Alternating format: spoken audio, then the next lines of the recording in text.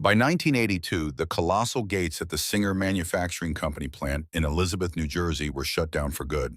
This manufacturing powerhouse seemed absolutely invincible for more than 100 years.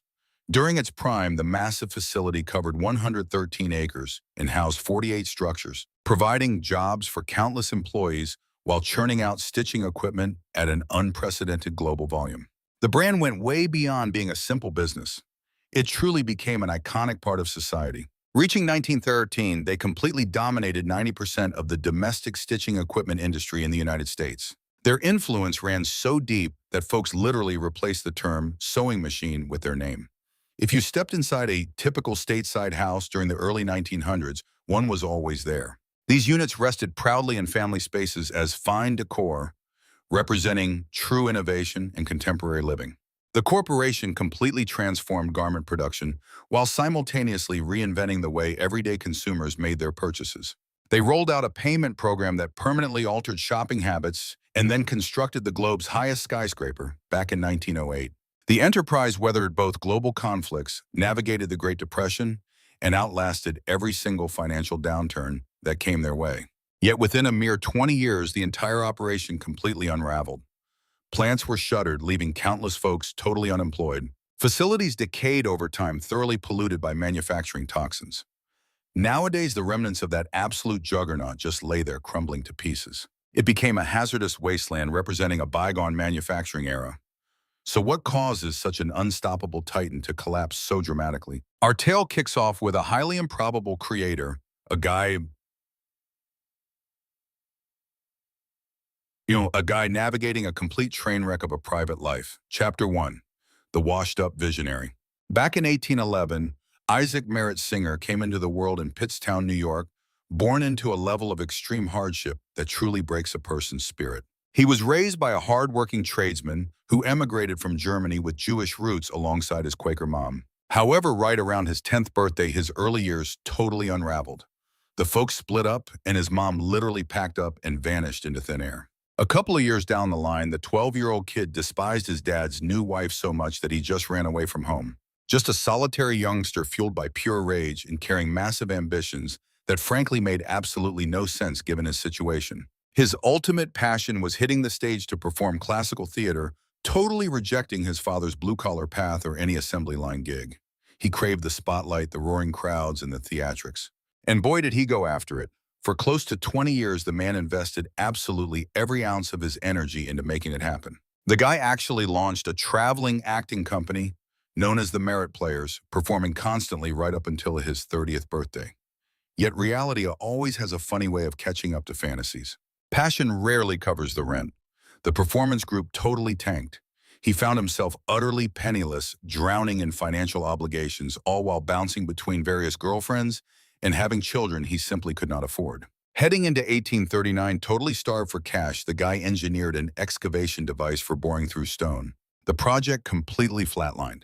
0 customers, absolutely no revenue, and definitely not a game changer. Let's switch gears and dive into his deeply messy, off-the-clock antics, since things get incredibly crazy here. When he was 19, the guy tied the knot with Catherine Haley. The girl was only 15 years old. Let that sink in for a moment. An adolescent wife hitched to an absolutely penniless guy chasing pipe dreams. Staying put just wasn't his style, though. He walked right out on his family to furiously pursue his theatrical ambitions instead. During his travels across the country, he struck up a secret romance with Mary Ann Spencer down in Maryland. After that, he shacked up with Mary McGonigal and produced 5 additional kids, leaving behind 3 separate households across several towns without an ounce of responsibility. Fast forward to 1860, and the man pulled a stunt so messed up it almost feels comical. He officially left his first wife and had the absolute nerve to claim she was the one cheating. What goes around comes around, though, and it finally caught up to him in 1862 when a pair of his secret lovers literally bumped into one another right on a Manhattan sidewalk. Just imagine the absolute chaos of that moment, the jaws dropping, the shouting matches, the total spectacle happening right out in the open. The press ate the whole thing up. Reporters splashed the drama across every front page, running massive titles dubbing it the ultimate downfall of the tailoring equipment tycoon. All his deepest secrets were completely laid bare. The guy's private mess was suddenly front and center for the whole country to dissect, leaving him totally mortified and caught red-handed. Running from the heat, he skipped town and headed overseas in 1863, dragging along a completely different lady named Isabella Burr. She was easily a good 20 or 30 years his junior. When he finally passed away at his massive property in the United Kingdom, back in 1875, the dude had racked up 24 kids across 5 separate baby mamas. Even with all that utter dysfunction, word has it, he genuinely cared for every single one of his offspring and left a solid trust fund to ensure they were all financially secure. Let's rewind to the actual turning point, though. Back in 1850, at 38 years of age, he was barely paying the bills while fixing equipment inside a rundown Massachusetts garage. During a random shift, a customer dropped off a totally busted Laro and Blitet stitcher. The mechanic stared at the janky piece of metal and instantly noticed an angle everyone else had completely missed. It wasn't merely another quick fix in his eyes. He recognized a massive structural weakness right away. This was a gadget begging to be entirely overhauled from the ground up. Any average Joe would have just patched the thing up, grabbed his paycheck, and called it a day. But Isaac was built differently. Right on the spot, he committed to redesigning the entire contraption from the absolute basics. Making that specific call, that fleeting flash of sheer drive inside a dingy backroom, would permanently alter the course of history. The move ended up launching a massive corporate dynasty, completely flipping an entire market upside down and making his last name a staple in living rooms from coast to coast. That washed-up stage performer was on the verge of transforming into a manufacturing titan. Chapter 2. The 11-Day Breakthrough. Shutting himself inside that Boston garage, he toiled like a maniac. For 11 consecutive days, food and sleep were practically non-existent. His mind was entirely fixated on solving the puzzle that had stumped all the prior creators. Finally, the light bulb went off. His game-changing idea was beautifully basic, yet earth-shattering in practice, combining a flat surface with a needle that moved straight up and down. Up until that point, competing devices relied on clunky mechanisms that constantly snagged the material. His configuration actually glided smoothly alongside the cloth. Furthermore, he took things a step beyond by introducing a foot treadle, a seemingly basic feature today that completely blew people's minds back then. This innovation liberated the user's hands to maneuver the garment, offering total mastery over the process. The outcome was absolutely mind-boggling. With traditional needle and thread, managing 40 stitches a minute was considered a major victory. You would sit slumped over until your spine ached and your fingertips were raw. His invention, 900 stitches a minute, it was not merely a speed upgrade. It propelled productivity into a completely different galaxy. Plus, unlike the cumbersome models of the past, this contraption smoothly navigated tight corners, unbroken lines, and intricate shapes. It was not just stitching, it was practically dancing. By August 12, 1851, he officially locked down patent 8294. The man finally held the winning lottery numbers, but there is always a catch with a massive jackpot. Everyone else wants their cut. In walks Elias Howe, a guy who had legally protected his personal version of the device several years prior. Howe took a single glance at this new contraption and immediately felt like his future profits were being snatched right out of his wallet. Come 1852, he dragged his rival to court over intellectual property theft, sparking a vicious courtroom battle that lasted 24 months. By 1854, the judge ruled in favor of Howe. The verdict was a crushing defeat. The judge forced him to cough up $15,000 immediately, along with a $25 penalty for each unit pushed out the door from that moment on. Those licensing fees easily could have bankrupted his entire operation. Yet rather than going down swinging in endless litigation, a much more brilliant solution emerged. Come 1856, the biggest players in the garment tech space joined forces to establish the Albany Agreement, marking the very first intellectual property syndicate in the United States. The plan was to freely exchange their engineering secrets and divide up the licensing cash. His penalty plummeted to just $5 a pop. Disaster dodged. The whole sector was finally able to advance without hemorrhaging money on endless lawyer fees. Now, this is the point where things take a fascinating turn, seeing as Isaac may have engineered the hardware, yet he certainly was not the mastermind behind the business dynasty. That honor actually goes to an attorney called Edward Clark, who hopped on board the corporate train back in 1854. This guy was the complete inverse of his partner, methodical, forward-thinking, utterly cutthroat in commerce, yet totally composed under pressure. He evaluated the consumer landscape and quickly deduced that their core issue had nothing to do with the item itself. The real hurdle was the price tag. These contraptions ran over $100 during an era when the average household barely scraped together a couple $100 annually. Consequently, this lawyer dreamed up a concept that completely revolutionized the shopping experience in America, a forever the installment plan. Back in 1856, they became the pioneer enterprise, nationwide offering a payment schedule. Drop $5 upfront, ship in a couple bucks monthly, and just like that, the device was yours. Overnight, the customer base shifted from wealthy households to literally anyone on the block.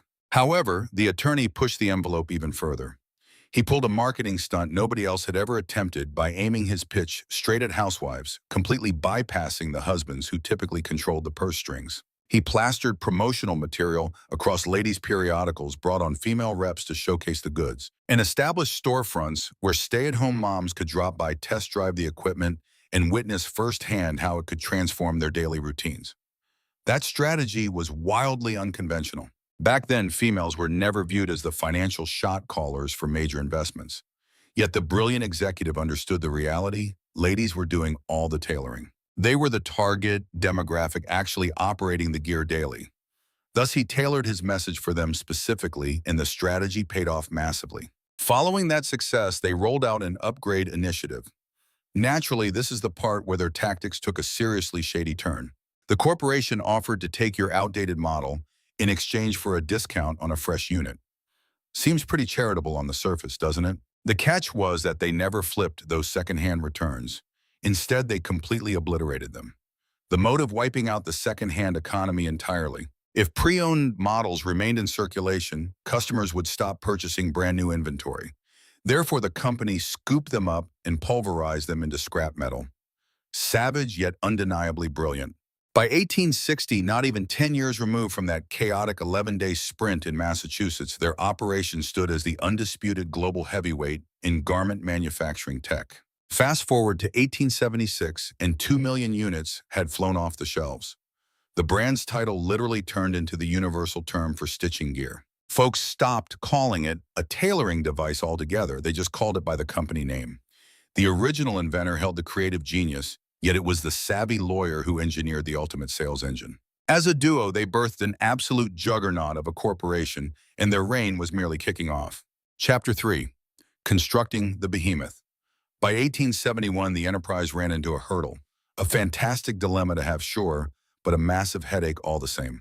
Consumer appetite was skyrocketing. Units were getting snatched up way quicker than the factory could produce them, and their current warehouses were pushed to the absolute limit. The mastermind executive realized they had to expand aggressively, otherwise they would inevitably forfeit their dominance over the industry. Therefore, leadership finalized a monumental pivot that ultimately shaped the upcoming 100 years. Constructing the biggest dedicated manufacturing plant on Earth was the goal. They settled on Elizabethport in New Jersey, selecting a rough blue-collar district situated directly along the Arthur Kill Channel. Nothing about this pick was accidental. They calculated absolutely everything. That specific channel offered a straight shot out into the open waters of the Atlantic, allowing cargo vessels to pack their holds with completed products and voyage directly to European markets. The America's Asian ports are truly any global destination. Global trade served as the foundational bedrock of this facility right from its very inception. Train tracks also cut straight across the property, providing an incredibly efficient way to ship unrefined supplies inward and haul completed merchandise away. Furthermore, the available workforce was massive. Droves of newly arrived immigrants urgently needed employment and eagerly accepted grueling shifts for minimal pay. Plus, the physical plot provided 32 sprawling acres of untouched terrain perfectly primed to become a massive temple of manufacturing. Singer purchased the parcel and started construction in 1871. By the time doors officially opened in 1872, the nation had never witnessed anything remotely like it. A colossal, towering primary complex anchored the site, standing as a formidable iron and masonry giant, dominating the skyline like an impenetrable citadel. However, sheer scale hardly told the whole story. The truly groundbreaking aspect of this operation was its total independence. The corporation refused to depend on external vendors for a single component. Instead, they established an on-site smelting facility for molding metallic pieces and operated an exclusive blacksmithing zone for hammering out sturdy steel frameworks. Management also constructed an independent generating station using coal-driven mechanics to electrify the entire campus alongside an autonomous vapor grid supplying warmth and illumination. This plant wasn't merely assembling the final devices, it actually manufactured every single element required to build those devices. Resource usage reached mind-boggling levels. Simply keeping the internal turbines operational required torching 450 tons of fossil fuels per week. Meanwhile, their timber depots held countless yards of raw timber, destined to become sturdy storage cases and shipping containers. Within the campus limits, a proprietary transit network shuttled unrefined commodities and half-finished goods from one sector to another. Imagine an intricate web of steel pathways winding around the grounds, featuring miniature locomotives, pulling metal molds away from the furnaces, dropping them at the tooling stations, and finally delivering refined parts to the main build hall. It acted like the veins and arteries of the manufacturing body, guaranteeing constant movement while eliminating idle time completely. The actual fabrication workflow represented an absolute triumph of dedicated craftsmanship. They segregated the plant into specialized hubs, with every zone aggressively tackling one specific phase of the creation cycle. Smelters tipped liquid metal directly into shape forms, forging the incredibly dense foundations and protective external shells. Afterward, mechanics utilized highly accurate instruments to carve puncture and refine those crude blocks into perfectly measured elements. Everything converged on the main gathering deck, where laborers connected components flawlessly, maintaining margins of error down to the tiniest sliver. Next in line stood the finishing bay, where crews applied fresh lacquer and buffed the units until the surfaces practically glowed. As a final touch, the shipping crew meticulously packed every single device into custom wooden crates, padding the contents with dried grass and timber flakes to guarantee survival during rough oceanic crossings or violently shaky cross-country railway journeys.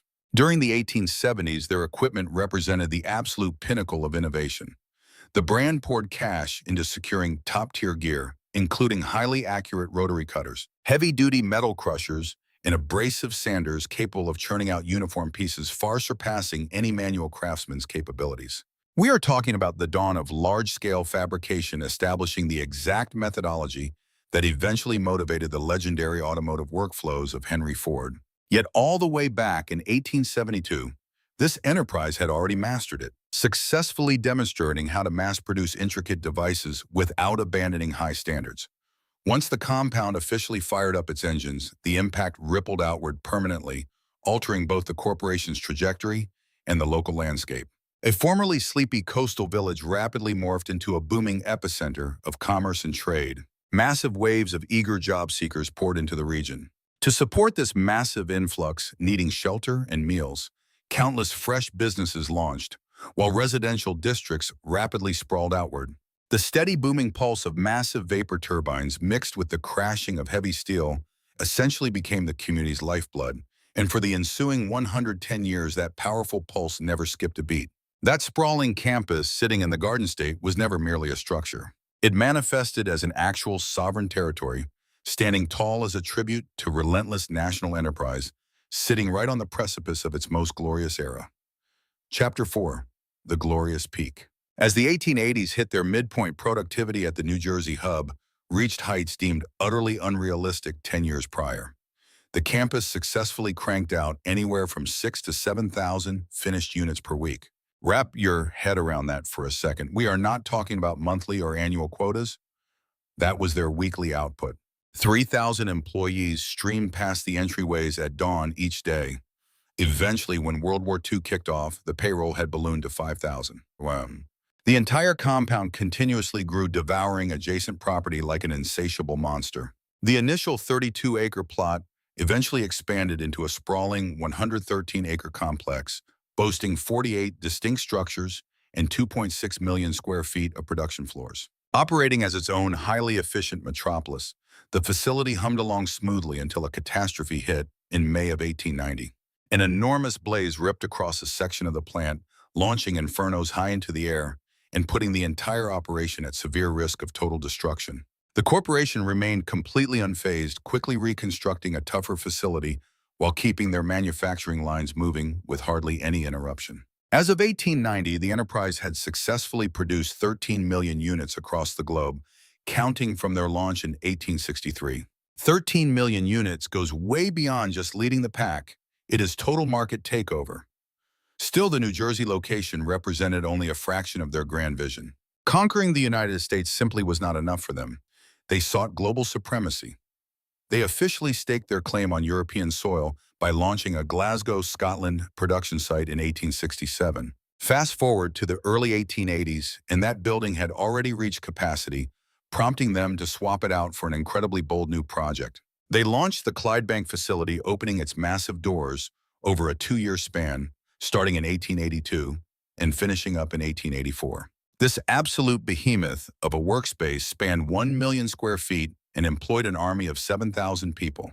Pumping out an astonishing 13,000 devices every single week, it easily claimed the title of the biggest facility of its kind anywhere on Earth. Moving into 1902, the brand set up shop in Podolsk, Russia, allowing them to crack wide open the incredibly lucrative Eastern European consumer base. Meanwhile, right here at home, they constructed a specialized plant down in South Bend, Indiana, focused specifically on crafting the timber casings that held their equipment.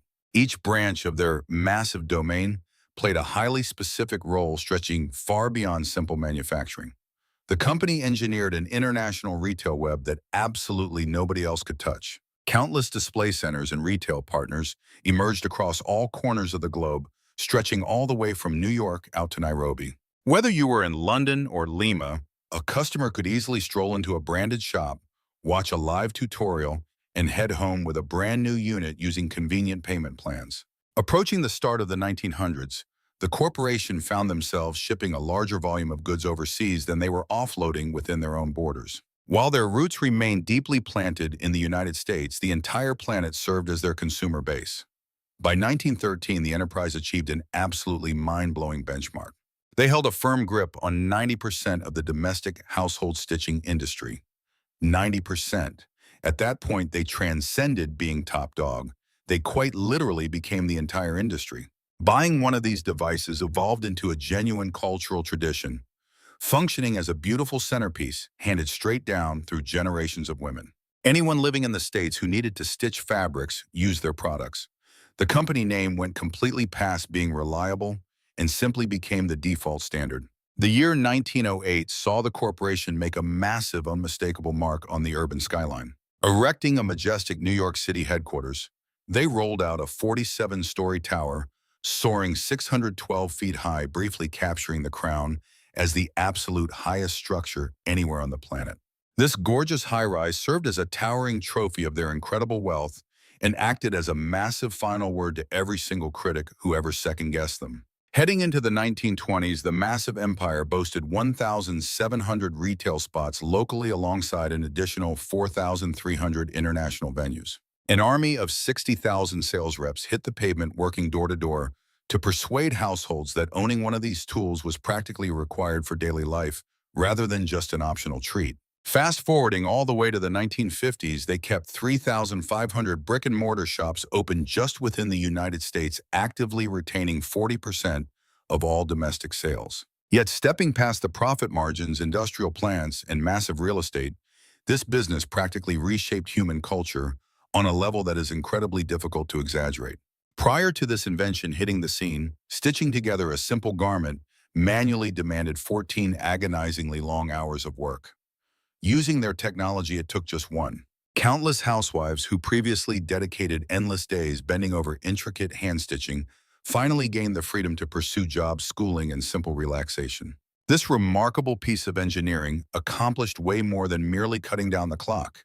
It completely freed up an entire demographic from an intensely exhausting household chore. Furthermore, it sparked the creation of our current fashion manufacturing world, empowering plants to crank out massive volumes of inexpensive off-the-rack outfits for everyday folks. Looking stylish finally transformed into something totally accessible to regular people. Out in communities such as Elizabethport, these massive shifts were noticeable overnight.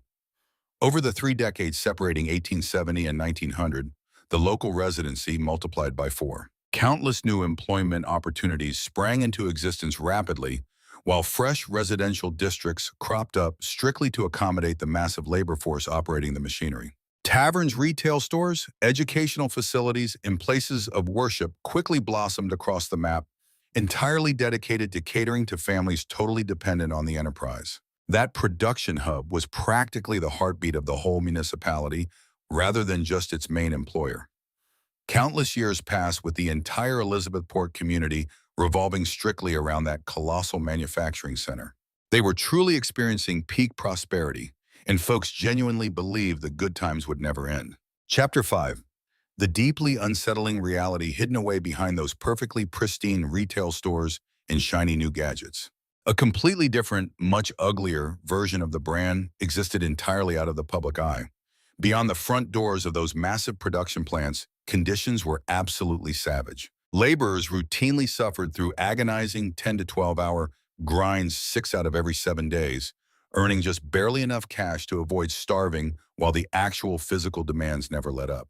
Every square inch of the shop floor presented a terrifying hazard packed with colossal heavy-duty presses, aggressively slicing and smashing raw steel. An endlessly roaring, ear-shattering racket echoed through the building, coupled with a heavily polluted atmosphere packed with metallic particles that heavily contaminated workers' airways constantly. Comfortable setups were completely non-existent, and any sort of protective regulations were an absolute joke. Employees simply walked in the door and ground themselves into the dirt. If you were incredibly lucky, you managed to clock out without losing any digits. Severe injuries happened constantly as people regularly got their limbs crushed under massive weights, appendages chopped entirely off by sharp edges, and flesh heavily seared by boiling hot equipment or liquid alloys. Employee injury protection simply didn't exist back then, and getting any kind of medical benefits was completely out of the question. Sustaining an injury meant you had to fend for yourself, and missing a shift guaranteed someone else would steal your job by the following morning. Things were significantly grimmer prior to the 1910s when employing miners was just business as usual, with children barely 10 or 12 years old enduring the exact same grueling shifts as grown men. Management loved their tiny fingers, which were ideally suited for clearing jams deep inside the dangerous mechanical equipment. These youngsters were dirt cheap, easily replaced, and highly abundant, while the bosses at Singer ruthlessly ensured the entire labor force stayed completely subservient. Corporate leadership aggressively crushed any attempt at organized labor, seeing collective bargaining as a direct attack on their bottom line and production speed. Foremen ruled with an iron fist, tracking every single motion rest period, and whispered chat where one minor infraction meant instant termination to send a loud and clear warning. Management treated staff like disposable cogs, yet human beings can only take so much abuse before the boiling point is finally reached. That massive breaking point hit the Clydebank facility over in Scotland during 1911, sending absolute shockwaves throughout the corporate hierarchy. The whole powder keg ignited after a dozen female polishers were suddenly handed pink slips out of nowhere, setting off a massive chain reaction. Just a few days later, 10,000 employees abandoned their stations, triggering one of the most massive labor walkouts Scotland had ever witnessed. The organizers wanted one basic thing: proper compensation to make up for the crushing amount of extra tasks the bosses constantly forced upon them. Output requirements skyrocketed, while salaries remained completely stagnant, so the exhausted staff finally refused to break their backs, doing double the labor for the exact same paycheck. This massive protest turned into a landmark event during the famous Red Clydeside era of union activism, an era where the local working class fiercely rebelled against factory abuse. And although Singer eventually caved to their demands, the ultimate point was hammered home. The entire corporate powerhouse stood on the shoulders of ordinary laborers who flat out refused to be stepped on any longer. Deeply rooted prejudice also poisoned the workplace, where female staff handled identical or even tougher back-breaking duties than the men, yet their compensation was drastically lower. Their wages were heavily slashed for absolutely no reason other than their gender. New arrivals hailing from Italy, Poland, Ireland, alongside various other European nations, endured a unique nightmare of their own. Bosses assigned these folks the filthiest tasks for the lowest possible wages, treating them like total garbage because they barely viewed them as actual people in this incredibly toxic hierarchy. Middle management frequently acted like absolute dictators, brutally abusing their power, while the victims had zero ways to fight back, since speaking up guaranteed you'd be fired on the spot. We also have to talk about the massive ecological disaster the corporation left in its wake. For more than 100 years, their Elizabeth plant continuously flushed toxic garbage, including heavy metals, petroleum, and harsh chemical byproducts, directly into the Arthur Kill tidal strait in Newark Bay. All that raw pollution flowed straight into the local waterways, completely devastating the natural habitat for decades to come. Their smelting facility pumped endless plumes of dark smog into the atmosphere, choking the surrounding communities with thick layers of grime, while the whole town constantly reeked of brimstone and charred fossil fuels. The relentless deafening thunder of heavy equipment shook local houses to their core, completely ruining any chance of a good night's rest for the residents next door. The citizens of Elizabethport didn't merely clock in at the plant. They were trapped under its dark cloud, inhaling its toxic fumes and consuming water contaminated by its nasty industrial waste. The brand obviously constructed a massive global monopoly, yet they achieved that by draining their workforce dry and handing out absolute pennies in exchange. Executives raked in billions of dollars, while the very hands operating the equipment barely scraped by, surviving in hazardous and profoundly humiliating environments. Those iconic tailoring devices sitting in countless American households represented modern convenience and home life. Yet they carried a heavy hidden price tag that buyers were completely blind to. Whenever a household enjoyed the perks of owning one of these legendary appliances, there was an unseen laborer who gave up their physical well-being, personal security, and basic self-respect to put it together. This went way beyond standard free enterprise. It was pure unadulterated abuse, disguised as technological advancement. That booming era hit a deeply sinister underbelly, and the whole operation was decaying right down to its very core. The employees saw it firsthand, the surrounding towns felt it, and it was only a matter of time before that massive corporate machine imploded from its own sheer avarice and carelessness. Chapter 6. Military Arsenals. The start of the First World War in 1914 handed the manufacturing giant a massive crossroads that would alter its destiny forever: stick to household appliances or dive headfirst into military production. They eagerly chose the battlefield, and the financial returns were absolutely astronomical. In what felt like the blink of an eye, a facility famous for its mastery of domestic tailoring equipment completely overhauled its floors to churn out deadly armaments. Conveyor belts previously dedicated to crafting intricate domestic hardware were suddenly blasting out 75mm explosive rounds alongside 45 caliber handguns. Smelting zones that normally forged cast iron pedal stands began liquefying steel for ammunition and firearm parts, executing this massive operational shift at breakneck speed. This proved exactly how flexible massive manufacturing hubs could really be whenever deep pockets and national pride linked up. Scrambling to fulfill massive federal orders, management went on an absolute hiring frenzy, funneling thousands of fresh recruits straight into the Elizabeth compound. For the very first time on a massive scale, female employees moved way past just shining up metal or handling the easy, delicate tasks. They were suddenly operating heavy machinery, lugging massive raw materials around, and dominating roles that had been strictly off limits to them merely a few months prior. The global conflict suddenly kicked open opportunities that were previously bolted completely shut, even if those exact chances would vanish the moment the boys returned from the front. Regardless, the facility buzzed with lethal production for 4 solid years, allowing the brand to rake in absolute millions. Federal deals were an absolute goldmine. They never missed a payment, and they pushed assembly lines to their absolute limits. An enterprise famous for bringing easy convenience to the household had completely transformed into a crucial limb of the defense sector. After the fighting wrapped up in 1918, the corporation pivoted right back to its roots. Munitions manufacturing ground to a halt, making way for everyday stitching equipment once more. However, the global landscape looked entirely different now. The industry had suddenly grown incredibly cutthroat. Overseas rivals whose facilities had been reduced to ashes were bouncing back, while fresh brands were joining the fray. The corporation remained at the top of the food chain, yet the underdogs were rapidly closing the gap. Output grew incredibly erratic, riding the chaotic waves of financial instability and ever-changing shopper preferences. The Roaring Twenties offered a decent bit of balance, yet the massive economic crash of 1929 completely crushed their revenue. Households barely able to afford groceries certainly had no spare cash for brand new crafting appliances. That stretch between the global conflicts was incredibly unpredictable. They experienced highly profitable stretches mixed with absolutely devastating downturns, forcing the enterprise to scrap like crazy just to hold its ground. Then World War II erupted, and absolutely everything flipped on its head once more.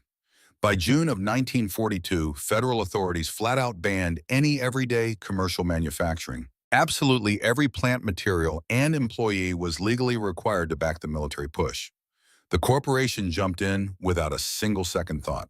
They completely axed their commercial tailoring equipment lines, throwing absolutely everything they had into creating defense supplies. Unlike the half-measure shifts seen during the previous global conflict, this transition was an absolute full-scale overhaul. Their massive New Jersey facility completely revamped its floor to build aviation parts, munitions, and essential combat gear. The sheer volume they pumped out was absolutely mind-blowing. The brand brought on staff at an unprecedented rate, swelling their ranks to 40,000 hands, shattering their all-time corporate payroll records. 40,000. That complex ran completely non-stop, churning through 3 rotations 24 hours a day, 7 days a week. It functioned as an absolute juggernaut, pushing forward without a single break to properly equip the troops overseas. Ladies stepped up yet again to take over positions vacated by guys heading out to the front lines. They fused metal, put together parts, checked quality, and ran heavy equipment just as expertly as the guys did, demonstrating completely that pure talent and grit aren't tied to your sex. That facility transformed into a brilliant beacon of national manufacturing, strength, and absolute powerhouse that played a huge role in shifting the momentum of the entire conflict. Aviation crews relied entirely on components built by the brand. Troops launched rounds pressed right there in the New Jersey plant. An enterprise famous for totally changing domestic chores had suddenly become the true backbone of the military push. Yet armed conflicts always come to a close eventually. In July of 1945, after devastating atomic blasts absolutely leveled Hiroshima and Nagasaki, the enemy finally threw in the towel. The fight was officially finished. The corporation needed to pivot back to its roots. Only this time around, the changeover was incredibly bumpy. Those massive federal paychecks vanished in the blink of an eye. That massive army of 40,000 workers faced severe immediate cuts. With veterans heading back and defense manufacturing totally dead in the water, the facility required yet another overhaul, returning to stitching gear after 3 solid years of cranking out arms. Getting the assembly floors back up to speed certainly didn't happen overnight, as they desperately needed to patch up vendor ties and teach their crew brand new skills. Approaching the end of the 1940s, the brand had successfully re-entered the commercial space, pushing out roughly 10,000 units annually, which was just a fraction of their old numbers, yet fairly reliable. That whole conflict era essentially acted as a massive catch-22. Sure, the brand showcased incredible adaptability while raking in insane cash from federal deals. Conversely, they had ignored their main lineup for years, allowing the industry to completely bypass them in the meantime. Rivals had seriously stepped up their tech. What buyers actually wanted had completely morphed. And despite their massive triumphs during the conflict, the corporation was heading straight into a brutal, unforgiving post-war landscape. Those global clashes permanently altered the facility, its massive crew, and the very core of the business as a whole. However, their absolute toughest fight, just staying afloat in the new commercial era, was looming right around the corner. Chapter 7, The Final Descent. Once World War II wrapped up, the corporation stepped back into an industry that bore zero resemblance to the massive empire they once ruled. The issue boiled down to basic overcrowding. Pushing into the late 1940s and early 1950s, practically any family looking for stitching equipment had already purchased it. Plus, since the brand manufactured those units to be virtually indestructible, using heavy-duty metal and premium parts, they simply never failed or required an upgrade. Their endless cash cow had officially run completely dry. At the same time, overseas builders from places like Germany and Japan were packing the aisles with far more affordable options. And these definitely weren't throwaway models. They boasted excellent craftsmanship, incredible dependability, and a price tag way below the dominant brand. For the first time in forever, everyday shoppers actually had solid alternatives. Naturally, tons of folks decided to keep their hard-earned cash. As for the giant's grand comeback, they came up completely empty. The corporation had grown painfully slow, overly massive, and hopelessly trapped in a bygone era. As rival companies pushed the envelope by rolling out lighter frames, electronic upgrades, and modern aesthetics, the legacy brands stubbornly kept churning out the exact same basic hardware they had relied on for ages.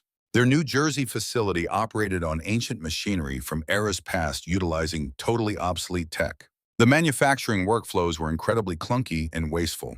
Yet rather than funding necessary upgrades, the brass held tight to past successes, blindly trusting their historic reputation to keep them afloat, which completely failed.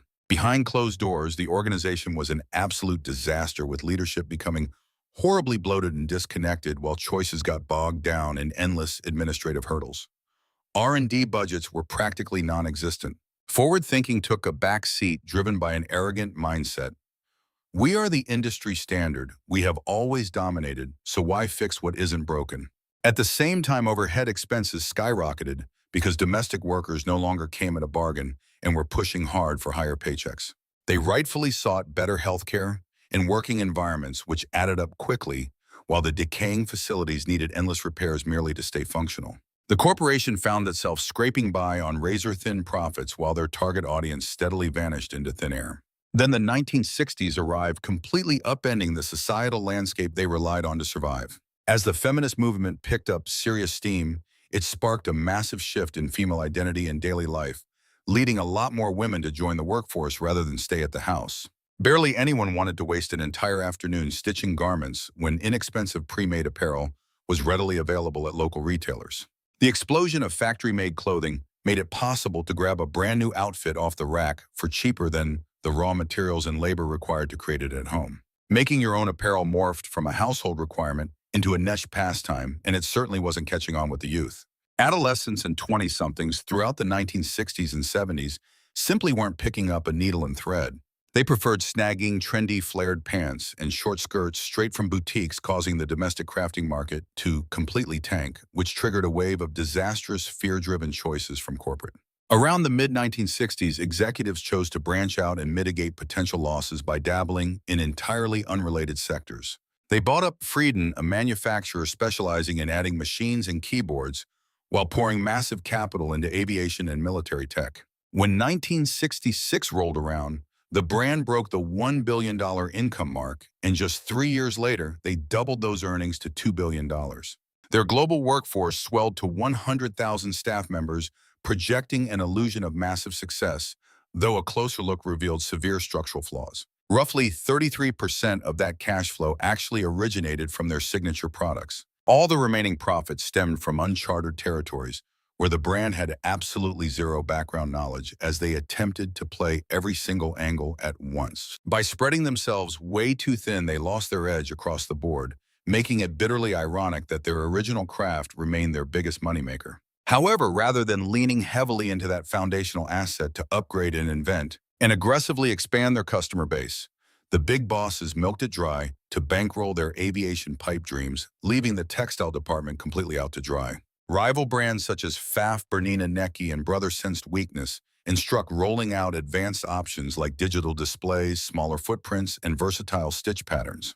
These competitors launched relentless advertising campaigns and genuinely paid attention to consumer demands. All the while, the legacy giant was trapped in endless meetings arguing over military deals, leading to a downfall that played out like a slow burn rather than a quick implosion.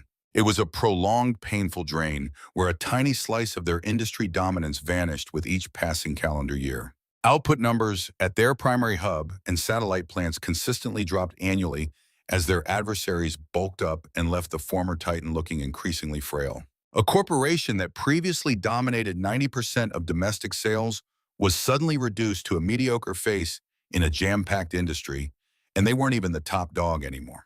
Branching out into random sectors was intended to be their ultimate salvation, but it actually dug their grave, siphoning off critical funding and focus from the very foundation that had originally established their global supremacy.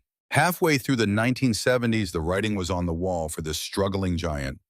Their glory days had vanished, paving the way for Chapter 8, the ultimate downfall. During 1975, the historic manufacturing powerhouse experienced a major first in its 100-plus-year history. They ended up in the red, and we aren't talking about a minor financial hiccup. It was a massive deficit that rattled Wall Street and stunned the manufacturing sector, which was unimaginable for a brand previously viewed as the poster child of stateside commercial power. Share values nosedived, backers pulled their funding, and public trust vanished in the blink of an eye. Cornered by the truth, the executive team had no choice but to initiate the harsh layoffs and budget slashing they had ignored for way too long. Assembly plants spanning the nation and the globe rapidly began locking their doors for good. Scores of employees were handed termination notices, leaving once bustling facilities completely dead and quiet. The dynasty was falling apart at the seams with zero hope of recovery, and their flagship New Jersey location, the very heartbeat of their 1872 origins, was suffering a fatal blow. As the late 1970s bled into the early 1980s, their manufacturing output had completely imploded. That massive compound, which previously housed 5,000 tradesmen, pushing out thousands of units weekly, was reduced to a desolate ghost town. The company pivoted their attention toward commercial stitching rigs, those massive rugged units powering entire apparel plants. Yet lower-cost producers out of Asia were steadily stealing that business too, causing the local employee headcount to plummet well under 1,000. Massive structures were completely abandoned, featuring shattered glass and corroding gear. Strolling across the production floor during that last era practically mirrored wandering through a giant tomb. You could almost feel the phantom echoes of their peak era, the rhythmic pounding of mallets, the whistling pressure valves, and the chatter of folks who dedicated their entire existence to the plant. However, only quiet ruin remained until that fateful notice dropped in February of 1982. Management declared they were permanently shutting down the Elizabeth facility, ending 110 straight years of constant production. The very soul of this massive corporation was brutally torn away. Those final dedicated employees, the technicians, operators, and builders who sacrificed their best years for the brand, were completely crushed. A good chunk of them walked the exact same aisles their dads and granddads once did. Getting laid off was just part of the tragedy. An entire heritage had been wiped out, totally killing the neighborhood's unique soul. Those massive plant gates were locked for good on the 1st of December, 1982, wiping out 110 years of local heritage. Countless individuals found themselves out of work, and the bloodbath wasn't limited to the manufacturing floor. It destroyed the massive secondary economy relying on it. Parts vendors, freight, haulers, and all the local diners and taverns relying on those weekly wages took a massive hit. The surrounding municipality of Elizabethport, which exploded to 4 times its original footprint, thanks to the brand, was absolutely decimated as jobless claims shot through the roof. Real estate prices fell off a cliff, leaving households that depended on reliable manufacturing wages absolutely broke overnight. Community stability fell apart in a flash, paving the way for a sharp surge in illegal activities and widespread substance abuse. What was once a booming blue-collar neighborhood for decades quickly devolved into a desperate, empty ghost town, full of shuttered shops and crumbling residential blocks. The very municipality the company constructed was basically abandoned to decay right next to the decaying production plant. As for corporate leadership, the executives absolutely refused to stick around and cushion the blow for the locals. Workers received zero substantial buyout offers, lacking any educational support or basic appreciation for their century of mutual loyalty. The suits simply packed up and vanished, though the nightmare was far from over. Fast forward 4 years to 1986, when the boardroom made a drastic move that exposed their genuine long-term agenda. Executives completely severed their foundational stitching equipment branch, forcing it to operate as an independent entity. The overarching umbrella organization, which retained that iconic trademark, completely abandoned the very invention that launched their massive success, deciding instead to push all their chips into aviation technology and military gadgetry. Leadership firmly believed aviation held the ultimate payday. Meanwhile, the stitching sector, the literal foundation established by Isaac Singer and Edward Clark, was thrown to the curb like yesterday's trash. It became a hot potato getting flipped and exchanged across various holding firms like some cheap asset that everyone was eager to dump. The downward spiral continued as that legendary equipment branch bounced between several different corporate buyers throughout the following 10 years. Every subsequent buyer attempted to milk the brand for its last few pennies until the entire operation flatlined in 1999. The manufacturing firm officially declared insolvency exactly 148 years following Isaac's original landmark patent. Their enterprise was completely obliterated. Going broke was a concept absolutely nobody ever expected to link with such an iconic powerhouse. The year 2000 brought about a total reorganization featuring fresh leadership and updated roadmaps, playing out like a typical corporate PR stunt. Unfortunately, the ship had sailed and the destruction was permanent. What used to stand as the ultimate benchmark for stateside innovation and craftsmanship devolved into a cheap label slapped onto imported goods by whoever leased the trademark rights. On the flip side, the primary corporation's massive gamble on aviation and high-tech weaponry completely blew up in their faces as well. As it happens, ditching the one thing you actually know how to do to pursue completely foreign markets is a terrible business move. Shocker, right? That massive pivot executives were so confident about back in the 1960s ended up being a catastrophic flop. Leadership slaughtered their biggest moneymaker and literally got zilch in return. That colossal Elizabeth property, previously ranking among the most massive single-item production hubs on the planet, was left completely desolate and highly contaminated. Residents of the surrounding port municipality fought desperately to rebuild their local economy after losing the corporate giant that sustained them for over 100 years. Meanwhile, that legendary trademark, previously valued in the billions and famous worldwide, morphed into a textbook warning discussed across university lecture halls, proving that unstoppable titans will inevitably crash the second they forget what initially sparked their success. This disaster went way beyond balance sheets. It entirely wiped out the local culture and shattered the community. A dynasty that took 100 years to build practically evaporated in under 20, ultimately leaving behind pure devastation and bitter memories. Chapter 9, A Poisonous Heritage. The company's 1982 exit from that New Jersey hub left locals with far worse than just vacant architecture. Executives walked away from a massive ecological nightmare that had been quietly festering for more than 100 years. Between 1872 and 1982, a whopping 110 years, that massive plant churned out products without facing a single ounce of ecological oversight. Back in those days, environmental concerns were basically non-existent, meaning this manufacturing giant simply followed the industry standard. Everything got tossed out. We are talking about toxic elements from the casting floor, thick grease from the mechanical zones, and harsh paint thinners. For years on end, this entire hazardous mixture poured directly into the adjacent channels and coastal waters without a second thought. Deadly discharge completely ruined the local aquatic ecosystem, wiping out marine life and infecting the riverbed permanently. The environmental disaster extended way past the shoreline, though. Decades of operations left the surrounding dirt completely soaked with heavy elements, oil derivatives, and synthetic compounds. Each accidental drop, each broken pipe, and every reckless dumping incident just piled onto the growing ecological disaster. Subsurface water reserves turned into a lethal brew, thoroughly tainted by the constant seepage from smelting and fabrication zones, rendering it completely undrinkable. It was utterly useless for any purpose whatsoever. And worse yet, this hazardous sludge slowly migrated outward, putting adjacent residential zones at serious risk. Turning that property into something usable again would require an astronomical budget just to strip away the hazards.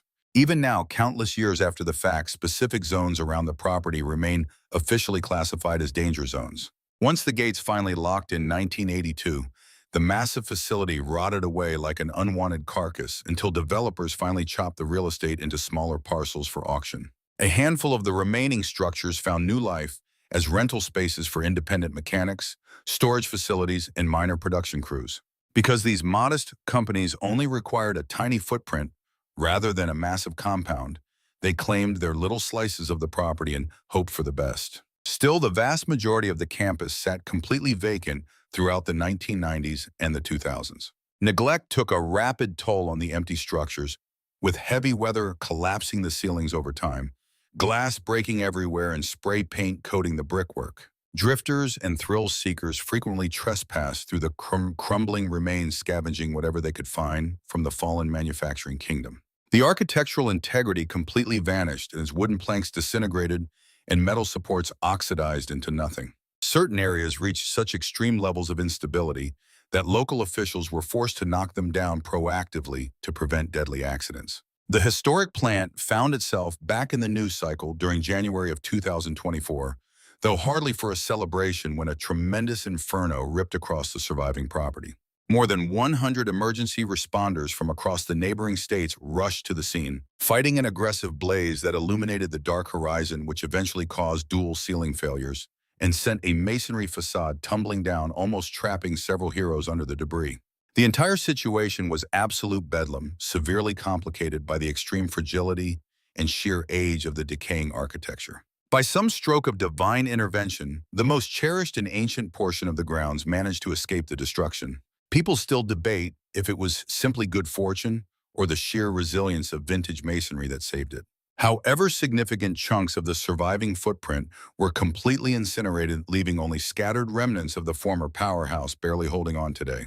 Those lingering structures now house independent contractors who prioritize budget-friendly leases over modern amenities and tolerate the dilapidated surroundings. Yet these operations are mere ghosts of the past, bearing absolutely no resemblance to the massive smog-producing giant that previously ruled the skyline. The blow to the local community hit instantly and brought absolute devastation. Shutting those doors meant the municipality was stripped of its absolute largest job provider, sending jobless rates through the roof during the 1980s.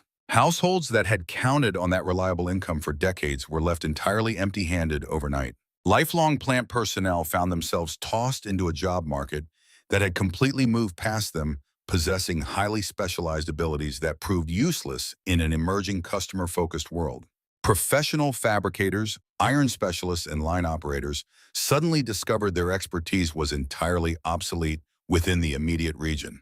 Residents fled in droves, gathering their belongings and crossing state lines in pursuit of whispered manufacturing opportunities that were usually doomed anyway. Anyone who stuck around faced brutal hardships, as the once booming blue-collar hub quickly deteriorated into a poster child for urban decay. Financial ruin paved the way for a tidal wave of community issues, starting with a massive surge in illegal activity.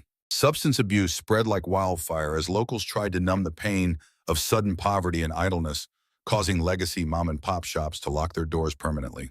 The primary commercial drag, previously bustling with shift workers buying sandwiches or grabbing a cold beer before heading home, morphed into a depressing stretch of plywood-covered facades, while real estate prices took a nosedive since nobody wants a mortgage in a dangerous, jobless zip code. Longtime residents who had poured their life savings into domestic stability saw their financial foundations completely vanish. That classic middle-class promise of reliable work, homeownership, and generational progress essentially perished alongside the manufacturing plant. The neighborhood was forced to start over from scratch, enduring a grueling multi-decade journey just to branch out and rebuild its financial base. Fresh commercial ventures slowly popped up, but absolutely nothing could fill the massive void left by the former titan. Locals finally had to swallow the bitter pill that the manufacturing glory days were permanently finished and those specific careers were gone for good. The youth of tomorrow were forced to seek entirely different career paths in a totally revamped marketplace, while the older crew split between learning new tricks and simply giving up. A good number of folks simply threw in the towel, completely shattered, when their entire world caved in overnight.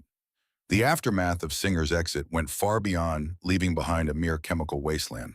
They left a fractured neighborhood in their wake alongside a landscape so severely polluted it would take decades to heal, serving as a grim warning about the consequences of big business, draining a town dry before skipping town without a second glance. Factories fall into disrepair. The earth turns toxic. Local waterways become dangerous, and the residents themselves, well, they are forced to scrape together the remnants and start completely over. This remains the permanent scar the company carved into Elizabethport. They brought devastation rather than wealth or advancement. Chapter 10, The Brand in the Present Day. Following their financial collapse in 1999 and the reorganization effort in 2000, the iconic trademark was batted around like a toy by various financiers who just wanted to squeeze out any lingering profits. By 2004, the core manufacturing branch alongside the famous label got offloaded to a stateside equity group. Fast forward another 2 years to 2006, and the whole operation fell under the control of SVP Worldwide, an umbrella corporation focused entirely on scooping up historic textile equipment labels. Today, that conglomerate holds the keys to a trio of industry giants, Singer, Husqvarna, Viking, and Pfaff. Back in the day, these labels fought tooth and nail for dominance, boasting incredibly rich individual legacies.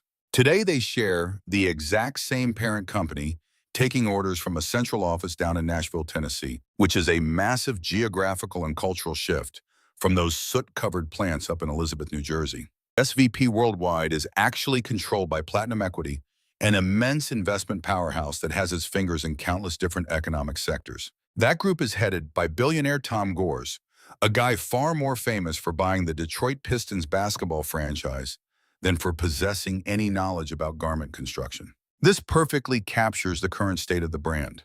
It merely exists as a tiny fraction of an enormous financial portfolio overseen by executives who care strictly about profit margins rather than honoring the founder's vision or the blue-collar employees who established the name. The whole operation boils down to cold, hard cash, completely devoid of any sentimental attachment to its historical manufacturing roots. This begs the question of what the modern company actually produces. Will they continue pumping out crafting equipment, distributing their products across the globe? Their main target audience has shifted heavily toward domestic creators, weekend crafters, do-it-yourself lovers, and absolute beginners just figuring out how to thread a needle. You can browse a catalog that starts with simple gear-driven units priced below $100, stretching all the way up to highly sophisticated digital models featuring touchscreen interfaces, self-threading mechanisms, and an endless array of pre-programmed designs. The current lineup includes specialty tools for embroidery, heavy-duty quilting, and edge finishing, essentially covering every base a contemporary tailor could possibly ask for. They have even rolled out a smartphone application that syncs with specific units, providing step-by-step guides and downloadable patterns. This setup is miles away from the massive cast-iron monsters they cranked out back in the 1800s. Yet that familiar signature remains plastered across every single device. But catch this unbelievable detail: zero manufacturing actually happens within American borders these days. Absolutely none. Every production facility has been relocated abroad to places like China, Vietnam, and Thailand. Those regions offer incredibly low wages alongside industrial setups specifically tailored for pumping out massive volumes. The blueprints might be drawn up in one country, but the actual assembly happens overseas before everything gets loaded onto cargo ships bound for trans-Pacific voyages, ultimately trickling down through massive international supply chains and digital storefronts. Internet sales have practically taken over their revenue stream. Gone are the days of walking into a dedicated brick-and-mortar shop downtown.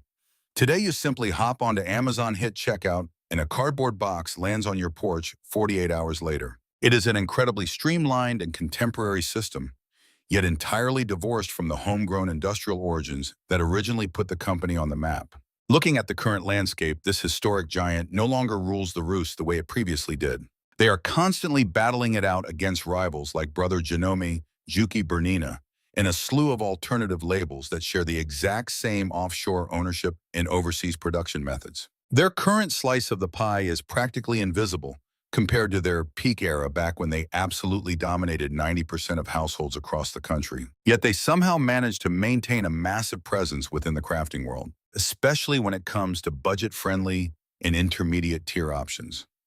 Whenever someone decides to take up stitching and hunts for a starter model, they are highly likely to walk away with this specific brand. That choice rarely comes down to superior craftsmanship. Rather, it happens because the trademark still packs a heavy punch. People recognize the logo and feel a sense of security, even if that confidence relies entirely on century-old accomplishments instead of modern reliability. Which brings us to the bizarre contradiction of their modern existence. The trademark lives on, but it is basically a phantom surviving purely on the fumes of clever advertising and wistful memories. Instead of relying on groundbreaking advancements or top-tier production standards, this former powerhouse, the exact same organization that erected the globe's highest skyscraper and kept 100,000 workers on the payroll, while completely reinventing consumer purchasing through payment plans, has been reduced to a simple sticker attached to merchandise cranked out in invisible sweatshops by anonymous laborers. That iconic cursive font still holds deep emotional value for older generations, especially grandmothers who first mastered their craft on those classic machines. It also resonates strongly with parents who vividly recall watching their own mothers working the foot pedal. Yet kids today just see it as another name on a crowded shelf, holding zero special meaning compared to its rivals. That shift is absolutely total. What used to be a massive United States powerhouse, holding 90% of the industry and providing jobs to thousands upon thousands on assembly lines. From coast to coast, this label shifted into a completely generic trademark held by an enormous global corporation. Now that every bit of production happens overseas in Asia, they plummeted from top dog to merely another competitor fighting over the leftovers. Once an enterprise that anchored neighborhoods and defined household routines, it morphed into a mere graphic used to hawk imported goods while the massive Elizabeth plant vanished. The workforce disappeared entirely. That colossal dynasty completely collapsed. Yet the trademark somehow lingers on.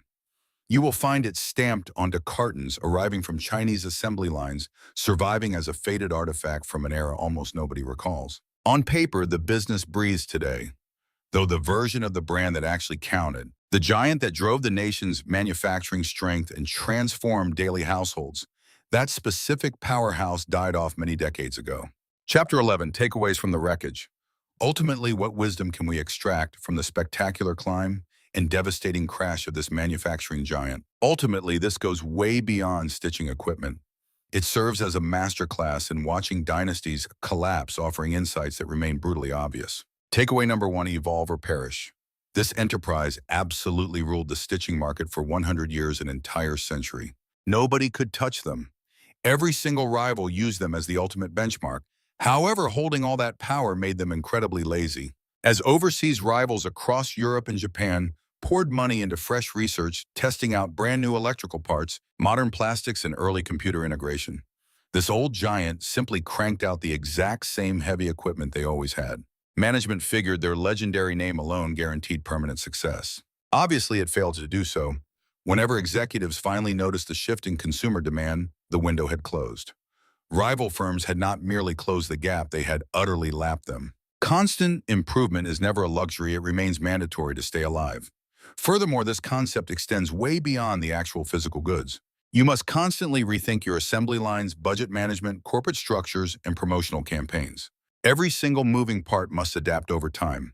Stop progressing and the entire globe leaves you in the dust, regardless of your current massive size. Takeaway number two, never neglect your bread and butter. Back throughout the 1960s and 70s, executive leadership completely freaked out as consumer purchases began drying up. Therefore, they took a wild gamble for rapid expansion by plunging headfirst into totally random sectors like aviation, military contracting, gadgetry, adding machines and office equipment. At first glance, branching out like this appeared incredibly clever. Mitigate your potential losses correct. The huge catch was that they possessed absolutely zero knowledge regarding these random markets. Zilch. You had a garment tool manufacturer attempting to rival entrenched giants in foreign spaces. All the while, their primary department, the foundational arm that constructed their entire kingdom and still brought in almost all the cash, was left totally unattended. Massive amounts of capital that belonged to facility upgrades and fresh product design, alongside aggressive promotional battles, wound up entirely dumped down the drain on doomed side hustles. Branching out into new territories is fine provided there is actual logic behind it. The expansion must lean on your primary abilities rather than pulling focus away. Dropping your strongest assets just to run after popular fads you cannot grasp guarantees a complete and total wipeout. Management got distracted by glamorous new sectors while completely ignoring their actual claim to fame. Takeaway number three, pay attention to the street.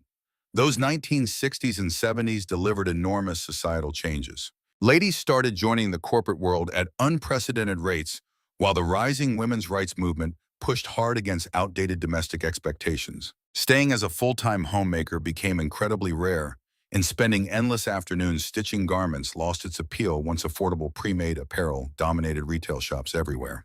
The whole dynamic of everyday family living transformed completely, causing their primary demographic to disappear into thin air. Yet rather than rolling with the punches and switching gears toward commercial heavy-duty equipment, pursuing that exploding factory apparel space, or uncovering fresh buyers, executives stubbornly doubled down on household stitching gear. No one bothered analyzing the shifting buying habits.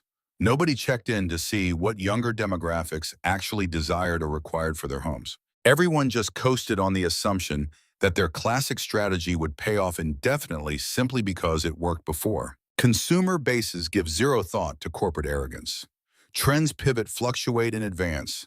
Fall asleep at the wheel and the industry blasts right past you. Corporations must stay extremely nimble, always keeping an ear to the ground and making fast tweaks. This brand plugged its ears, which ultimately destroyed the company.